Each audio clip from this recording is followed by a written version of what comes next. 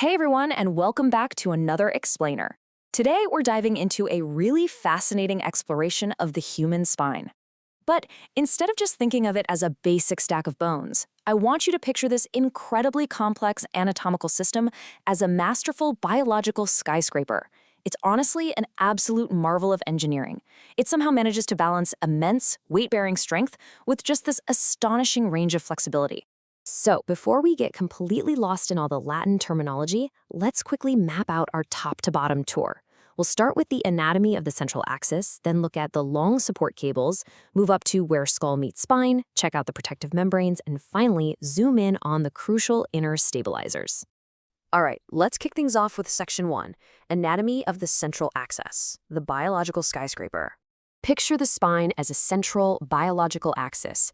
It's built from 33 individual small bones called vertebrae, and these extend all the way from the base of your skull right down to the tip of your coccyx.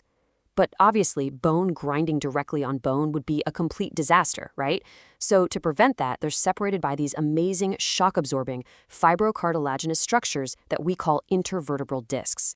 Now, to maintain both structural integrity and flexibility, this biological skyscraper doesn't just rely on one single type of connection. It actually uses three distinct types of joints to lock these bones together. First, you have fibrous joints, specifically syndesmosis, which use ligaments to connect bones and allow for just very slight movements. Then you've got cartilaginous joints, or symphyses, which are made of fibrocartilage sitting right between the vertebral bodies. And finally, you have the highly mobile synovial joints. These feature a joint cavity and lubricating synovial fluid to give you your absolute broadest range of movement.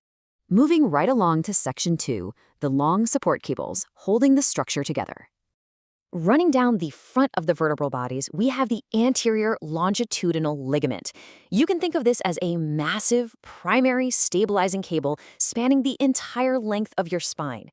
It literally originates all the way up at the base of your skull, at the basilar part of the occipital bone, and travels all the way down to the sacrum in your pelvis.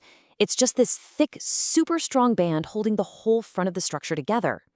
And if we compare our two main cables, there's a brilliant division of labor. The anterior longitudinal ligament, or ALL, on the front is thicker. It's composed of 3 layers, deep, intermediate, and superficial, and it's the only spinal ligament that stops you from bending too far backward. It limits spinal extension. On the flip side, we have the posterior longitudinal ligament, or PLL. This one runs down the back of the vertebral bodies, lining the inside of the vertebral canal. It's narrower, only has 2 layers, and its main job is to stop you from bending too far forward, limiting spinal flexion. Together, they just perfectly balance the spine. Which brings us to Section 3, where skull meets spine, the pivot point. Let's transition our spatial awareness a bit and zoom in on how this macrostructure transforms. As we move upward toward the skull, that long posterior longitudinal ligament we just talked about completely alters. It transforms into a highly specialized structure called the tectorial membrane, right as it connects the C2 vertebra, which is called the axis, up to the clevis at the base of the skull. It stretches right over the absolutely crucial pivot points of your upper neck.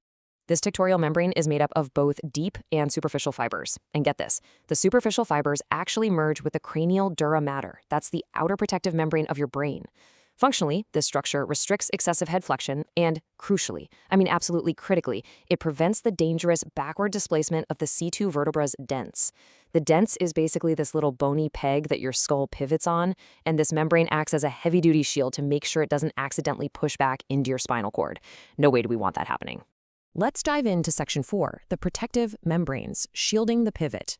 The names of these neck structures basically act as a roadmap. They tell you exactly where they are.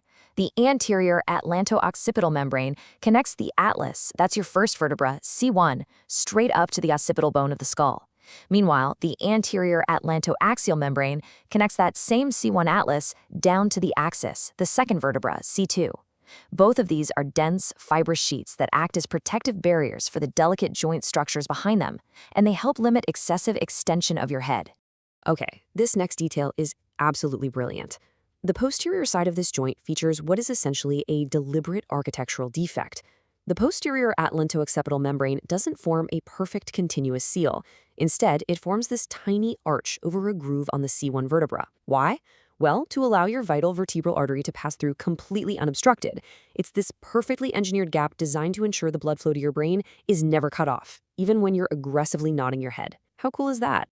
Finally, we've reached the deepest microcomponents. Section 5, the crucial inner stabilizers, engineering marvels. First step in this section is the cruciate or cruciform ligament. Now, the word cruciate simply means cross-shaped, and honestly, that perfectly describes the structure. Think of it as the ultimate master lock of the neck.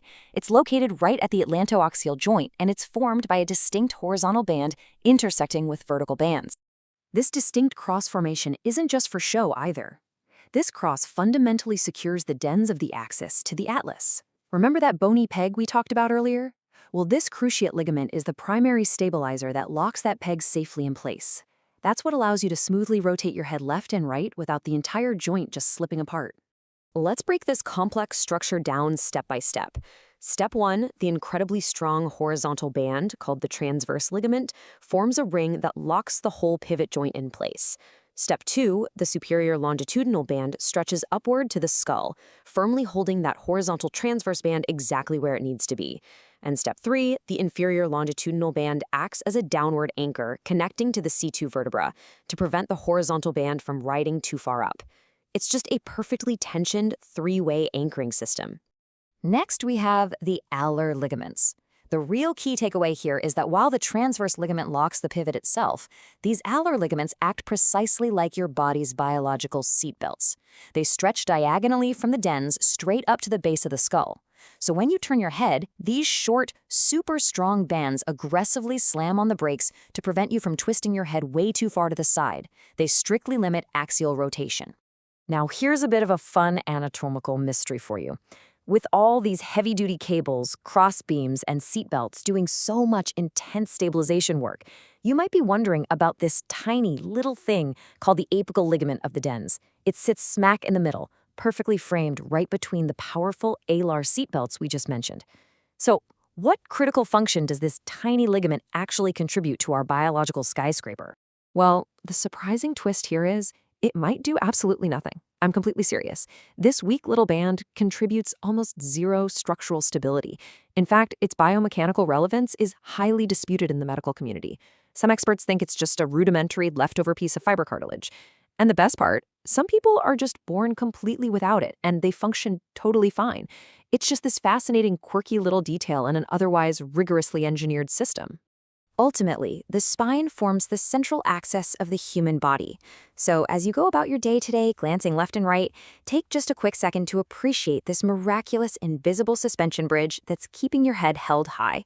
As the old saying goes, the next time you nod yes, thank your tectorial membrane. With all these interconnected, delicate bands working in total harmony, what part of this architectural marvel surprised you the most today? Keep that curiosity alive, and I'll catch you in the next explainer.